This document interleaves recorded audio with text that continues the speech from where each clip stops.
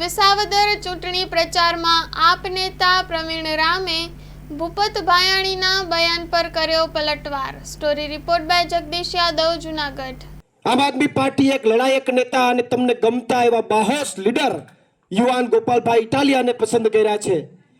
ભાજપે કિરીટભાઈને પસંદ કર્યા અને એમાંય વળી ભૂપતભાઈ પાછળથી એવી વાત હમણાં કરે છે કે કિરીટભાઈ જીતી જાય ને તો આઈનો બધો વહીવટ હું કરવાનો છું।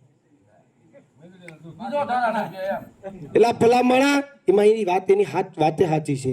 અહીંયા વહીવટ કરી લીધો એટલે તો કિરીટભાઈને ટિકિટ મળી છે।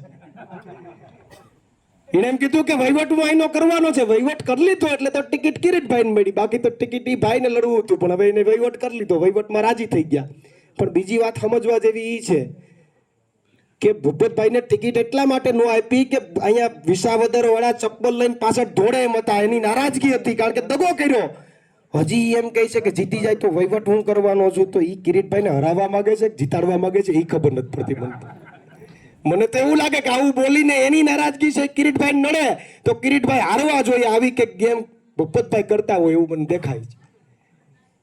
અને કોંગ્રેસ વાળાએ એમના મૂર્તિયાને જાહેર કર્યા છે, કરવા જોઈએ, પણ નડવા ન આવવું જોઈએ, એટલું મારી વિનંતી છે।